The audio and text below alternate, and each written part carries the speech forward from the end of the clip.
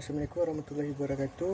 Saya Muhammad Zaidi bin Sabri ingin menjelaskan atau menerangkan tentang satu berita mengenai perancangan penukaran negeri Sabah dan Sarawak kepada wilayah Sabah dan Sarawak yang mengejutkan kebanyakan masyarakat di Malaysia. Beberapa bulan yang lalu kita dikejutkan dengan pengumuman tak rasmi yang dihebohkan oleh sebuah laman sesawang iaitu Malaysia Update.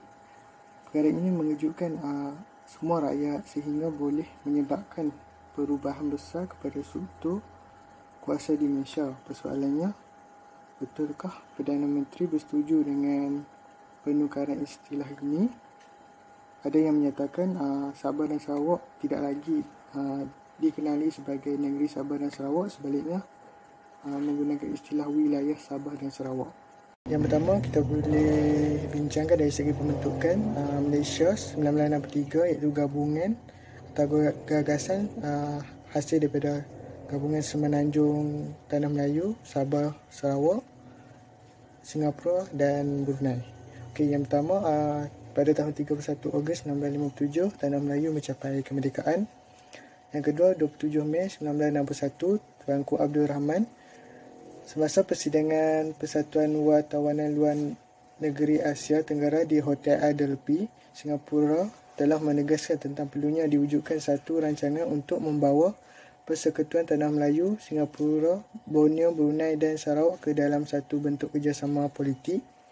Yang ketiga, 21 Julai 1961, Mesyuarat Persatuan Parlimen Commonwealth, cawangan Tanah Melayu dan Borneo di Singapura telah bersetuju menubuhkan jawatan kuasa perundingan perpaduan Malaysia yang dipengerusikan oleh Donald Staples. Pada 21 Ogos 1961, mesyuarat pertama diadakan, iaitu jawatan kuasa perundingan perpaduan Malaysia diadakan di Kota Kinabalu, Sabah. 18 hingga 20 Disember 1961, mesyuarat kedua jawatan kuasa perundingan perpaduan Malaysia diadakan di Kuching, Sarawak. Yang ke-6 iaitu 6 hingga 7 Januari 1962, mesyuarat ketiga jawatan kuasa perundingan perpaduan Malaysia diadakan di Selangor Legislative Assembly Chamber, Kuala Lumpur. 17 Januari 1962, Suruhanjaya Kobok telah ditubuhkan bagi meninjau pandangan penduduk di Sabah dan Sarawak. 3 hingga 4 Februari 1962, mesyuarat keempat jawatan kuasa perundingan perpaduan Malaysia bermesyuarat di Singapura. 21 Jun 1962, laporan Suruhanjaya Kobok telah disiapkan dan dikemukakan kepada Kerajaan British dan Kerajaan Persekutuan Tanah Melayu. Julai 1962, kata sepakat dicapai. Perdana Menteri Persekutuan Tanah Melayu Tuanku Abdul Rahman dengan Perdana Menteri British Tuan Harold McMichael untuk mengadakan rundingan. 9 Julai 1963, perjanjian penting telah ditandatangani di Pejabat Pertubuhan Commonwealth di Melbourne House, London. Perjanjian penubuhan Malaysia telah ditandatangani oleh wakil-wakil kerajaan British, Persekutuan Tanah Melayu, Sabah, Sarawak dan Singapura. 22 Julai 1963, di Sarawak mencapai kemerdekaan. 31 Ogos 1963, Sabah mencapai kemerdekaan.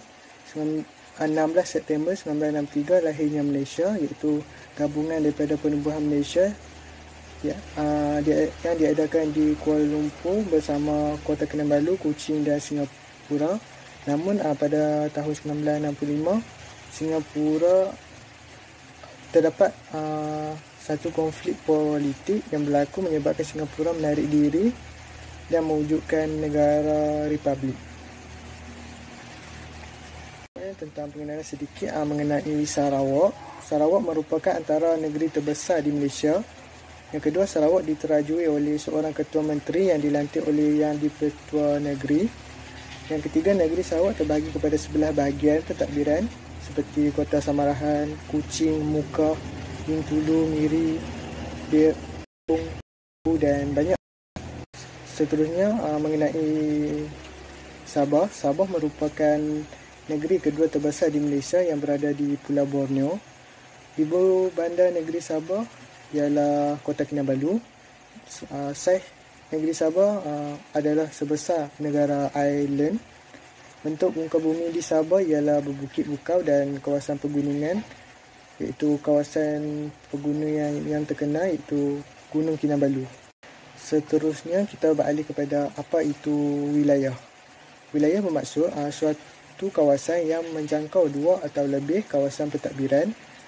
Menurut Akta Perancangan Bandar dan Desa Akta 172, wilayah terdiri daripada dua negeri atau lebih.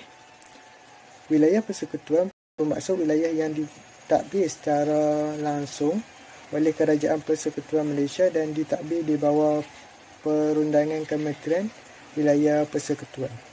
Seterusnya, kita akan membincangkan tentang penukaran terma wilayah kepada Sabah dan Sarawak.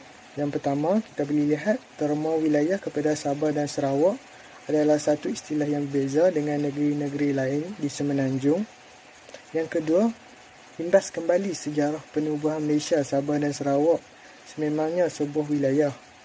Yang ketiga, penukaran itu merujuk kepada tentang perkongsian sama taraf dengan Semenanjung atau seluruh negeri timur di Malaysia.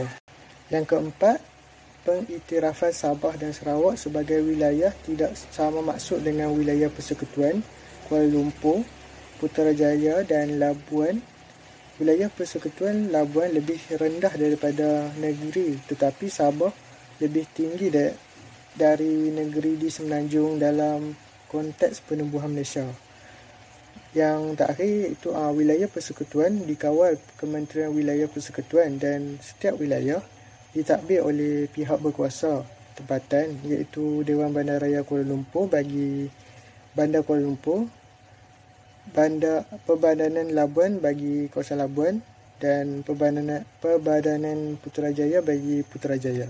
Secara ringkasnya dan keseluruhannya, apa yang boleh kita fahami di sini, penggunaan istilah wilayah Sabah dan Sarawak ini sesuai jika diselusuri dalam konteks penubuhan Malaysia yang dahulunya gabungan tiga wilayah iaitu Semenanjung, Tanah Melayu, Sabah dan Sarawak. Pengiktirafan ini sekaligus meletakkan kedudukan Sabah dan Sarawak lebih tinggi daripada negeri-negeri yang ada di Semenanjung Malaysia. Istilah wilayah yang dikatakan itu tak sama dengan istilah wilayah persekutuan. Contohnya, Labuan dahulunya sebagai sebahagian daripada kawasan Sabah sudah diletakkan semula sebagai wilayah persekutuan. Oleh itu, menurut Jeffrey Kittingen, iaitu Menteri di Sabah, menyatakan istilah wilayah Sabah dan Sarawak lebih tinggi daripada istilah wilayah yang diberikan kepada Labuan. Jelasnya lagi, ianya sebagai satu istilah untuk memisahkan Sabah dan Sarawak dari negeri-negeri yang ada di Semenanjung Malaysia. Hal ini kerana tidak menjadi persoalan mengenai negeri Sabah dan Sarawak, tetapi perkongsian sama taraf itu amat penting bagi negeri Sabah dan Sarawak supaya sama taraf dengan Semenanjung Malaysia. Sekali perkara seperti ini perlulah diperbincangkan, diusulkan di Parlimen kerana perkara ini menyebabkan satu nama iaitu negeri Sabah dan Sarawak. Kerajaan tidak boleh memutuskan tanpa persetujuan daripada semua ahli Parlimen atau kerajaan di Sabah dan Sarawak bagi penggunaan wilayah. Sebaliknya perlu membuat perbincangan yang lebih teratur dan terapi untuk mewujudkan nama atau menyelesaikan masalah ini lebih tepat lagi.